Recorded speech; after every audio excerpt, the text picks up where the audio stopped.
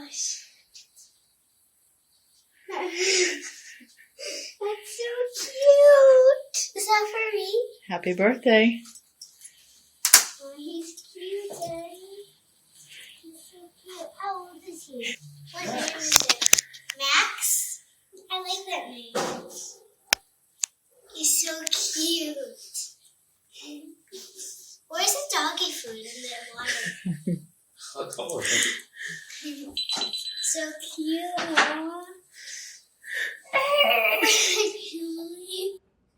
All right, so I'm gonna need some claps from everyone. In a second.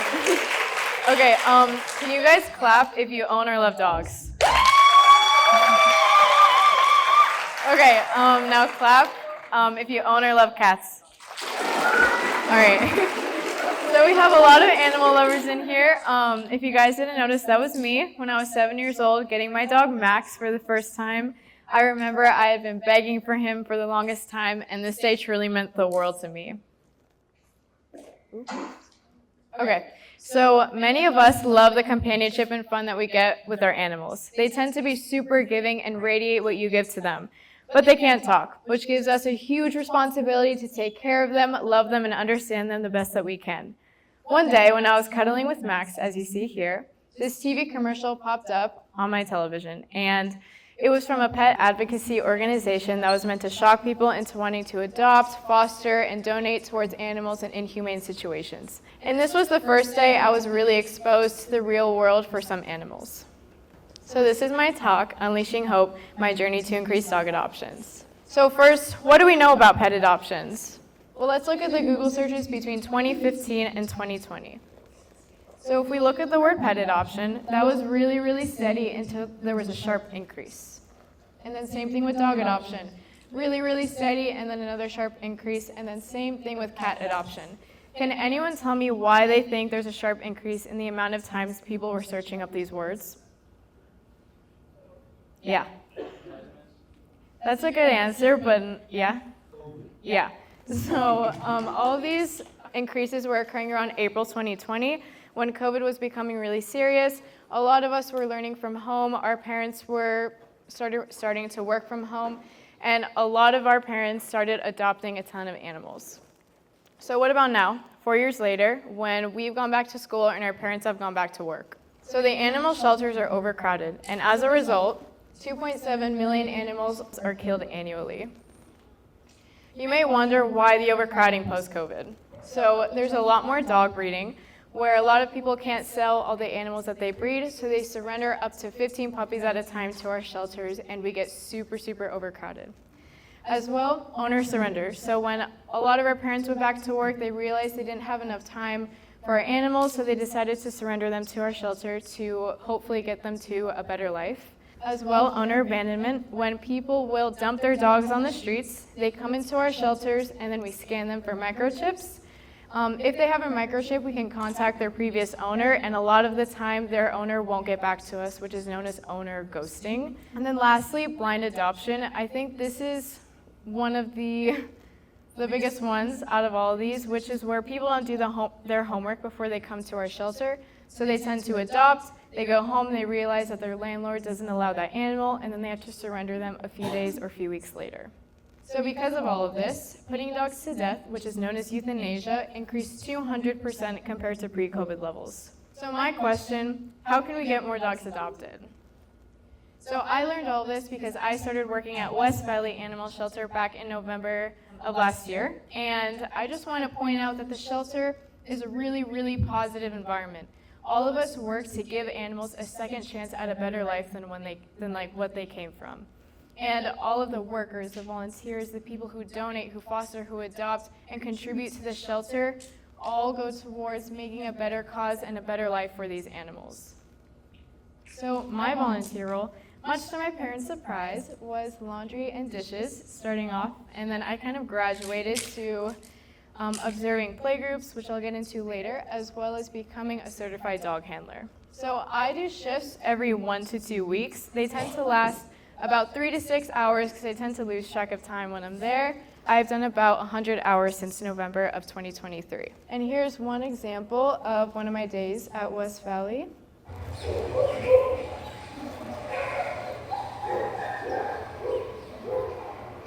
This is Scooby.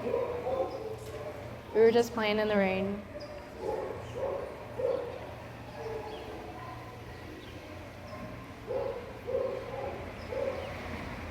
Volunteers are extremely important, and they make such a huge impact at our shelters.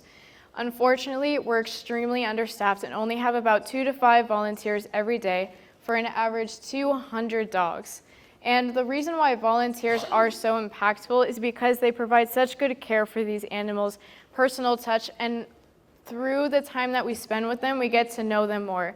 And when we get to know them more, we can make notes and then be able to match that dog up with an adopter. We help the employees meet all of the dog's needs through different forms of enrichment. So the stakes are extremely high. When we have more volunteers and we can get dogs out into the yard, when we bring them back to their kennel, they're just a little bit happier and are able to withstand being in the shelter environment for longer. Because of our understaffment and we can't get dogs out as much as they should, some animals experience something called kennel stress, which is a symptom of being at the shelter for a long time when the animal can acclimate from their previous home.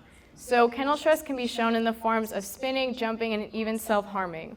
So with that, when we have more volunteers and we can get dogs out more, we can decrease euthanasia rates. And every one of us individually can make a difference, but we all need to work together to make a change towards this problem.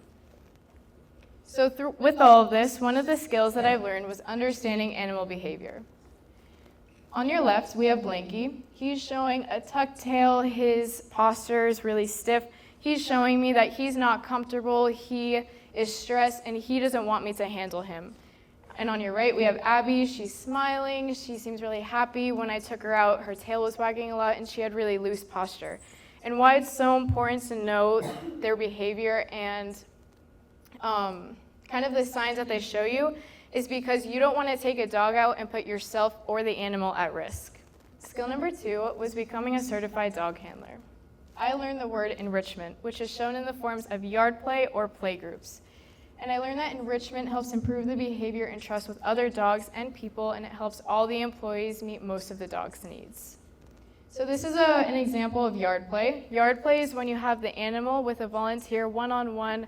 You're able to take them out on walks. You can provide them with a lot of physical affection, a lot of engagement, a lot of training, which is really, really key to getting that animal adoption ready. Another form is in the form of play groups. This is when we have the animals one-on-one with each other. They get to interact, they get to learn how to have really good behavior with other animals. So hopefully, if someone comes by, they have another dog at home, and we already know that they're really good with most dogs, that we're able to provide that information towards the adopter and be better able to match them up. So with all of this, one of the stories that kind of holds all of this inside of it is Rambo. So I met Rambo April of this year, and he came into the kennel because he got surrendered by his landlord. He showed very, very severe signs of kennel stress, and he would not give, he just wasn't having it there. And I decided to spend an hour with him where I was just sitting next to him. He was in his kennel, I was just on the floor, and I gave him that hour to realize that I wasn't going to hurt him. This is the first time he's in the shelter. He has no idea what's happening, and most of us would react the same way. So I gave him that liberty, and throughout that hour, near the end, he was able to actually stop showing signs of kennel stress and allow me to give him a little bit of affection, which I think is a really, really big thing, and it's a really huge improvement. Unfortunately, he was showing signs of kennel stress for a few days after that, and the shelter thought it was too inhumane to keep him, so they set a euthanasia date for him 2 weeks after intake. And with that, we sped up to his euthanasia date, where I had created a really strong bond with him, and I saw the potential in him, so I wanted to fight to save his life. So I presented him in all my classes. I tried to get a foster or adopter to come forward to rescue him or save him. Unfortunately, I didn't have anyone come forward because it was under such short notice. But then I decided to take it into my own hands. I emailed my boss and a few other people at the shelter just to reassess him, to put him in a play group, to handle him at least once for being at the shelter and see how he is, see his potential the way I saw his potential. So they decided to take him out into a play group the day of his euthanasia date. They learned that he loves other dogs. The other dogs really just brought his personality out. We learned that he loves balls, he loves the water so much. And with that, they saw enough improvement just from that playgroup to take him off of the euthanasia list. And thankfully, he got adopted yesterday, which is yay.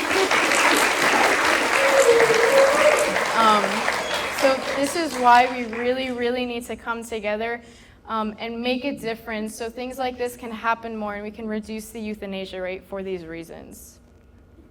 So with that, I found out that the shelter faced a problem, which is that there's a huge difference in animals' behavior inside versus outside their kennels, and there's no easy way to show their outside behavior. Because of that, fewer dogs are adopted, euthanasia rates are higher, and the return rate is higher. My solution was to showcase the dog's personality by using pictures and videos so people can see the true dog in action. So here we have Rambo, a few days after he got saved from being euthanized. And he was just an affectionate boy, and he's a really good boy, yeah. So with that, I now live by the quote to never judge a book by its cover. And I not only apply this to animals, but I apply this to relationships and people in my life. So on your left, we have Bobby.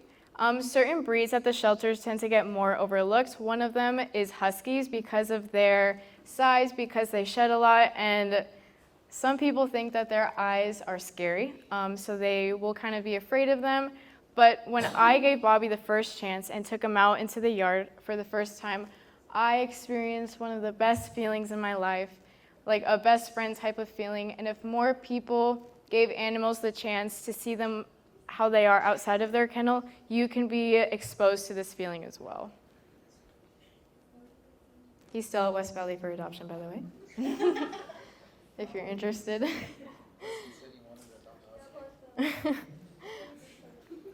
So one success story involving the inside versus outside the kennel is Scooby. So Scooby is shown, he kind of looks a little down, a little nervous. So one day I was cleaning kennels and I overheard his potential adopter come up to him and say that he looks super cute, but we're kind of unsure of his behavior and we're not sure if he's gonna really want as much affection because that's the type of dog that I want.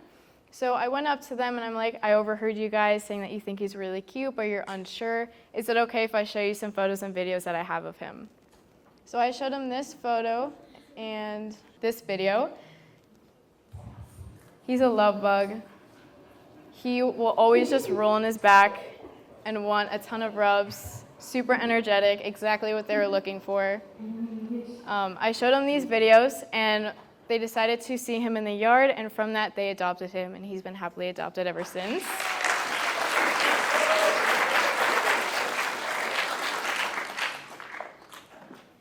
Thank you. So these dogs have taught me so much. So I tend to struggle with something known as a circle of love. When one person gives love to someone else, they receive it, then they send love back to the other person and they receive it, creating a very vulnerable, warm connection between two people. I struggle with receiving love. So when I started working at West Valley and with these animals, I was able to complete this circle for the first time because I love them so much and I give them all of me and they appreciate so much of it and just give you all of them.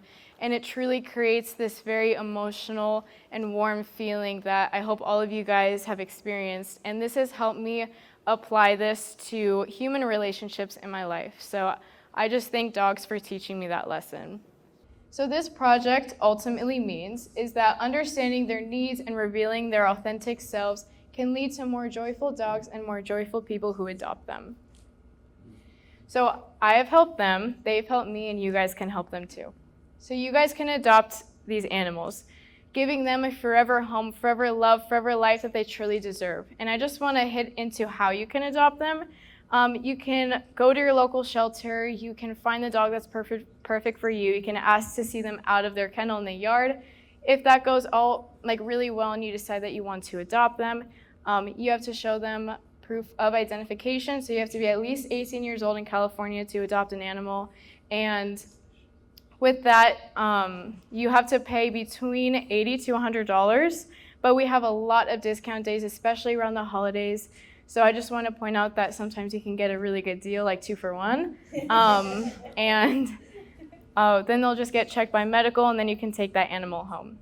If you can't commit to adopting, you can always foster a dog. You can do that short term for about 3 days, and that's really, really helpful around certain holidays like the 4th of July, when the fireworks tend to bring a lot of dogs into our shelters. Just taking them away for like a mini vacation can really, really help take them out of a stressful environment, and we get to know a lot about them through you guys. Or you can foster them long term. You can foster them until they get adopted off of you if you can commit to that. If you can't foster, you could always volunteer like me. You can do that without training, which is known as shelter support, laundry, and dishes, which I want to point out is the backbone of the shelter. It's really, really important, and I would love if we could get more volunteers to do that. Or you could get training, and you can become a certified dog handler like me and do everything that I showed earlier in this talk. Or you guys can donate. And these are different things that we need like the most. And I point out that one of the number one things that we need is pee pads, toys, and blankets. If you guys, I'm not sure if you guys have your phones, but if you don't, your teachers can take out their phone and scan this QR code. That would take you to our Amazon wish list. A lot of things that the shelter really, really needs, and if you buy from that wish list, it will go directly to the shelter. So yeah, if you guys don't have your phones, you can just grab that from your teachers a little later if you'd like. So I just want to thank the people at West Valley that I work with, my boss Allison, as well as my many volunteers, especially Tom, who has taught me so much. The people at school, Mr. Hussey and Ms. Clark, which have allowed me to put this on, as well as counseling, Ms. Paniagua, Ms. Reyes, Mr. Graham, who have supported me through all of this, as well as my mentors, Mindy and Dr. Kreider, that you guys are going to hear from a little later, as well as my family, who have supported me through all of this. So thank you so much.